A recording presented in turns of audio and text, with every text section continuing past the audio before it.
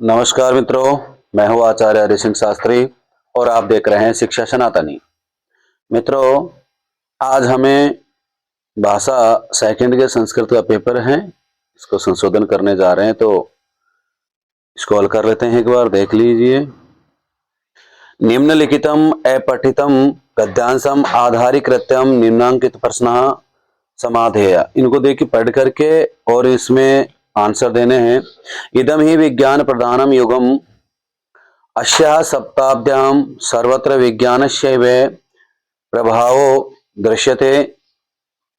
अधुना न हि तादृशं किमपि कार्यं यत्र विज्ञानस्य साहाय्यं न अपेक्षते। सम्प्रति मानवः प्रकृति वशीकृत्यं तां स्वेच्छया कार्येषु नियुङ्क्ते। वैज्ञानिके अनेके आविष्काराः विहिता मानवजाते हिताहितम् अपश्यद्भिः। वैज्ञानिक राजनीति विज्ञानी व परमाणु शक्तेः अस्त्र निर्माणे एव विशेषतः उपयोगो भवत् विहितः। तदुत्पादितं च लोके ध्वंसकार्यम् अतिघोरं भवति। अतो अस्य यथाशक्ति मानव कल्याणार्थमेव प्रयोग करणीय। ठीक है, अब देखते हैं इसके। अस्याम इत्यस्य का विभक्ति अस्ति। अस्याम दे रखा है, तो इसमें कौन सी विभक्ति का प्रयोग किया जाएगा? तो इसमें है कौन सी विभक्ति है? सप्तमी विभक्ति का प्रयोग किया जा रहा है। ठीक है ना? तो कौन सी विभक्ति का प्रयोग हो जाएगा? सप्तमी विभक्ति का प्रयोग हो जाएगा। विज्ञानस्यैव पदे संधि विच्छेदम करणीय। विज्ञानस्यैव पद का जो दे रखा है उसका संधि विच्छेद करेंगे तो क्या बन जाएगा? यहाँ पर विज्ञानस्य और एव, विज्ञानस्य एव है, तो यहाँ पर वृद्धि संधि हो जाएगी। ठीक है ना? अगला क्वेश्चन है करणीय इत्यत्र कै प्रत्यय। करणीय में कौन सा प्रत्यय हो जाएगा? क्री से क्री धातु और अनियर प्रत्यय हो जाएगा। अनियर का अनीय शेष रहता है, लेकिन पुल्लिंग में रामवत, स्त्रीलिंग में रमा और नपुंसकलिंग में फल के समान चलते हैं। तो करणीय, करणीया, करणीयम। तो यहां पर दे रखा है करणीय। ठीक है ना? तो क्री धातु और अनियर प्रत्यय हो जाएगा। अगला क्वेश्चन है वैज्ञानिक के आविष्कार विहिता। इसमें अनेक विशेष पद दे रखा है। कौन सा? अनेक। इसका क्या होगा? विशेष पद। विशेष पद क्या होगा? आविष्कारा। क्या किया था इन्होंने? आविष्कार। तो ऑप्शन में देख लेते हैं, यहां आविष्कारा हो गया। ठीक है ना? तो ऑप्शन नंबर सी हो जाएगा। अगला क्वेश्चन है यथाशक्ति इत्यत्र समास विग्रह। यथाशक्तिम, शक्तिम अनतिक्रम्य। शक्ति में अनतिक्रम्य, यहां पर अव्यय भाव समास हो जाएगा। अव्ययम विभक्ति समीप समृद्धि वृद्धि यथार भावत्य इत्यादि सूत्र के द्वारा अव्यय भाव समास हो जाता है। यथा के वैसे भी चार अर्थ होते हैं, तो यथाशक्ति में यहां पर इसका प्रयोग किया गया। शक्तिम अनतिक्रम्य। अगला क्वेश्चन है संप्रति मानव प्रकृतिम वशीकृत्यम ताम नियुक्ते। संप्रति, अब ये देखिए, संप्रति मानव प्रकृति वशीकृत्यम ताम नियुक्ते। तो यहां पर है ऑप्शन में दे रखा है, तो संप्रति यहां, तो संप्रति इसमें आ जाएगा। ठीक है। अगला क्वेश्चन है अधोलिखितम अपठितम पद्यांशम पठित्वा निम्नांकित प्रश्न समाधे। इनमें से इनको छांटना है और लिखना है। अपठित जो पद्य दे रखे हैं, गावा प्रसन्ना मनुजा प्रसन्ना देवा प्रसन्ना व्रतदान यज्ञ किम नाम तद्यन्न मरो समृद्धम विद्या समृद्धो भवता विदेह। अब देखो, इसमें पहले तो अपने एक बार देख लेते हैं कि कौन सा छंद हो गया। यदि छंद का क्वेश्चन है तो सबसे पहले इसमें देख लेते हैं। देखो यहां पर सबसे पहले एस आ रहा है, फिर इसमें भी एस आ रहा है, यानी कि गुरु आ रहा है, फिर इसमें भी गुरु आ रहा है और इसमें भी गुरु आ रहा है। तो यानी कि चारों जो दे रखे हैं उनमें सब में गुरु आ रहा है। तो गुरु किस में आएंगे? इंद्र वर्जरा में गुरु आता है। ठीक है ना? तो छंद तो अपना क्लियर हो जाएगा। वृत्तदान यज्ञ इत्यत्र कै समास अस्ति? वृत्तदान यज्ञ, वृत्तदान यज्ञ में कौन सा समास हो जाएगा? देखिए यहां पर है वृत्त दान और यज्ञ, है ना? तो वृत्त दान यज्ञ तो समास कौन सा हो जाएगा? द्वंद्व समास हो जाएगा। ऑप्शन है बहुब्री कर्मधारय द्वंद्व, ये रहा देखो, द्वंद्व समास हो जाएगा। ठीक है ना? कौन सा समास हो जाएगा? द्वंद्व समास हो जाएगा। अगला क्वेश्चन है तदन्य संधि अस्ति। तो देखिए यहां पर है तत या तद यत और न। ठीक है ना? अलग अलग करेंगे तो ऐसा हो जाएगा। तो यहां पर कोई व्यंजन नहीं आ रहा है, वो ये नहीं आ रहा, न तो अयादि आ रही, न गुण हो रहा है, न विसर्ग आ रहा है। यहां पर होगी व्यंजन संधि। कौन सी संधि हो जाएगी? व्यंजन संधि हो जाएगी, क्योंकि तय को क्या करना है अपन को? नए में परिवर्तन करना है। ऐसे तो अनुनासिक संधि होती है, या अनुनासिक अनुनासिकों से पहले वर्ण को पंचम वर्ण किया गया था, है? तो व्यंजन संधि हो जाएगी। अगला क्वेश्चन है प्रसन्न। प्रसन्न में अतिरिक्त कौन सा प्रत्यय होगा? प्रसन्न में इक्त प्रत्यय का प्रयोग किया जाता है। ठीक है ना? कौन सा प्रत्यय हो जाएगा? इक्त प्रत्यय हो जाएगा। यहां पर है भावता इत्यत्र का विभाग। भावता में कौन सी विभक्ति का प्रयोग किया गया था? भावता में है तृतीय विभक्ति, और तृतीय विभक्ति में भी एक वचन का प्रयोग किया जाता है। देखिए तृतीय विभक्ति बहुवचन का है और तृतीय विभक्ति एक वचन ये रहा। ठीक है ना? तृतीय विभक्ति एक वचन का प्रयोग हो जाएगा। नाम इत्यत्र किम लिंगम। अब देखिए यहां पर नाम कौन सा लिंग में प्रयोग किया गया था? देखिए ये रहा किम नाम तद्यज्ञ मरो समृद्धम।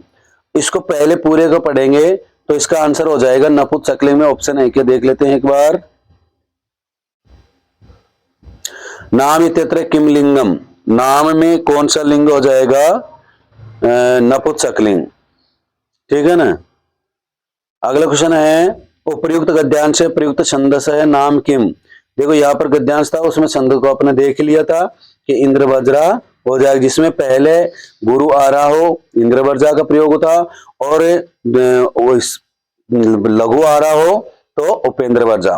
और यदि दोनों एक साथ आ जाता है तो उपजाति का प्रयोग किया जाता है। तो ऑप्शन हमारा यहाँ पर इंद्र वज्रा दे रखा है, तो ये ऑप्शन बी सही हो जाएगा। अगला क्वेश्चन है मुझे फल अच्छा लगता है। मुझे फल अच्छा लगता है, मह्यम फलम रोचते, ये ऑप्शन सही हो जाएगा। ठीक है? अगला क्वेश्चन है ऋतुलसानाम दंतः। ऋतुलसानाम दंता, तो ऑप्शन में क्या है? दंत वर्ण दे रखा है।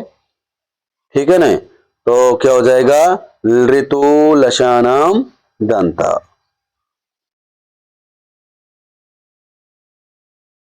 लृ तैवर्ग और लय और छय, इनके उच्चारण स्थान क्या हो जाएगा?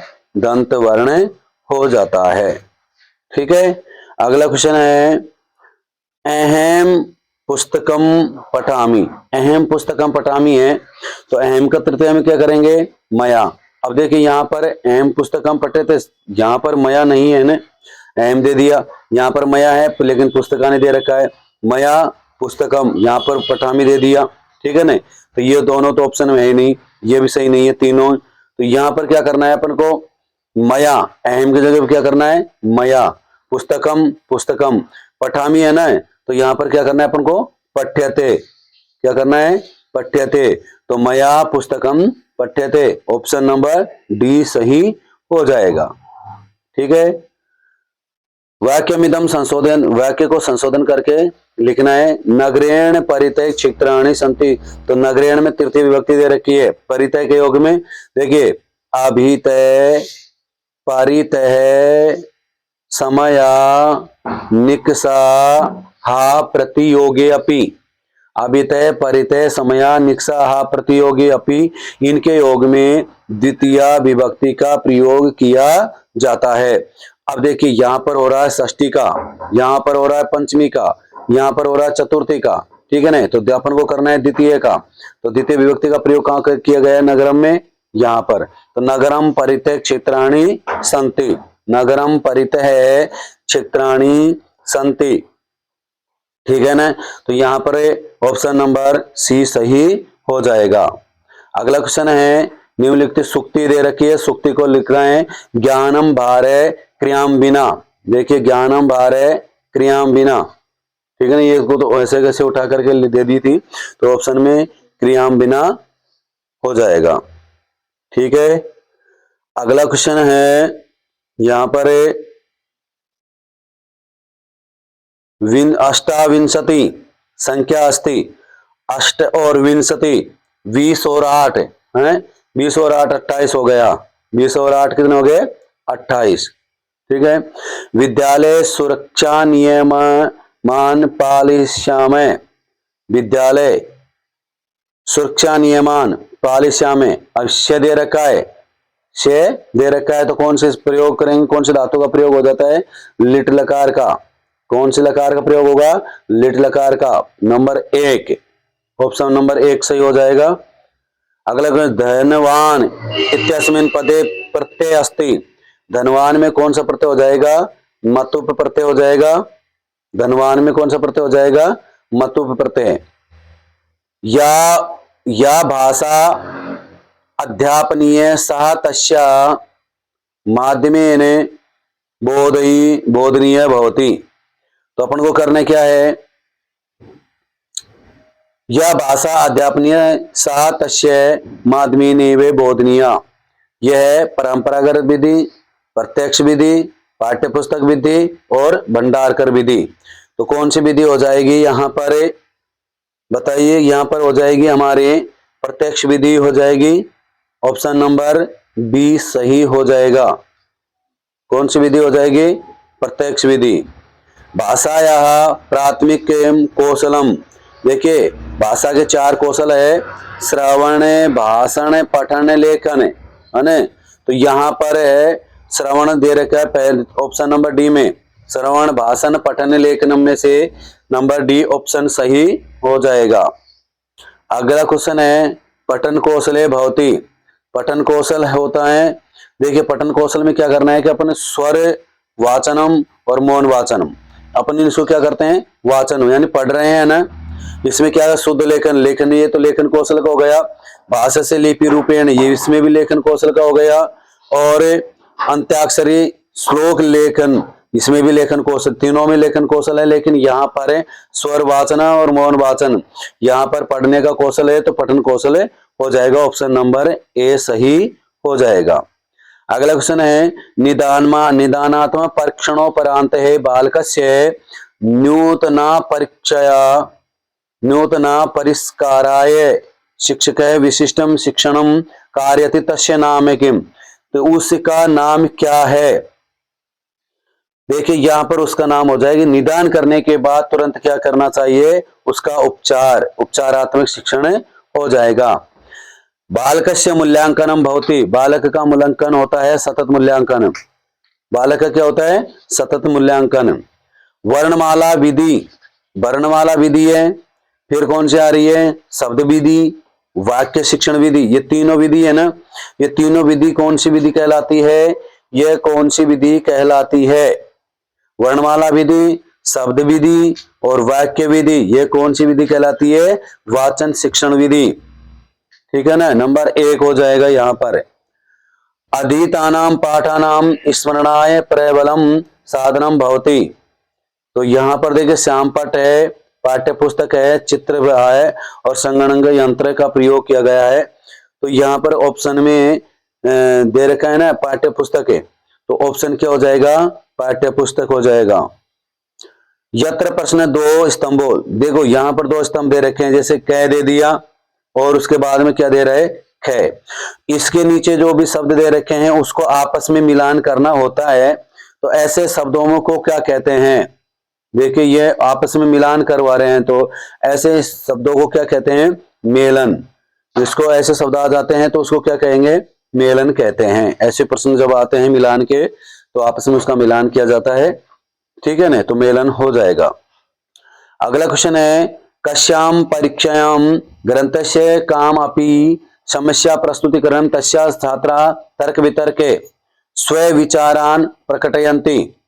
तो किसमें किए जाते हैं, शास्त्रार्थ परीक्षा में किया जाता है उसमें ने, क्योंकि साक्षात्कार में तो सामने बैठा करके किया जाता है, निबंधात्मक और लिखित में दोनों में तो लिख करके और प्रयोग किया जाता है, ठीक है ना। तो यह हो जाएगा शास्त्रार्थ परीक्षा में, जिसमें आपस में वार्तालाप करके कोई भी समस्या होती है उसको तर्क वितर्क करके समाधान किया जाता है। अगला क्वेश्चन है, प्राचीन विधि नाम शिक्षारंभे कस्मात् परम भवति। प्राचीन विधि नाम शिक्षारंभे कस्मात् परम भवति स्म। देखिए यहां पर है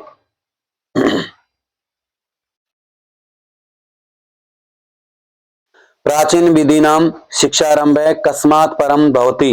ऑप्शन है कर्ण वेद संस्कार। देखो अपन प्राचीन शिक्षा में क्या करते थे, किसके बाद में तुरंत शिक्षा आरंभ कर देते थे, तो यहां करते हैं अपन ऑप्शन में उपनयन संस्कार के बाद में तुरंत क्या किया जाता है, शिक्षा आरंभ कर दी जाती थी। जब गुरुकुल में जाते थे, गुरु के पास में जाते थे आश्रमों में, तो वहां उपनयन संस्कार के बाद में वहां पर शिक्षा आरंभ कर दी जाती है, ठीक है। यहां तक आपको अच्छी तरह से समझ में आ गया होगा। हम आशा करते हैं कि ऐसे वीडियो देखने के लिए हमारे YouTube चैनल शिक्षा सनातनी को लाइक करें, सब्सक्राइबर जरूर करें, ठीक है। मिलते हैं अगले वीडियो के साथ, तब तक के लिए धन्यवाद, नमस्कार।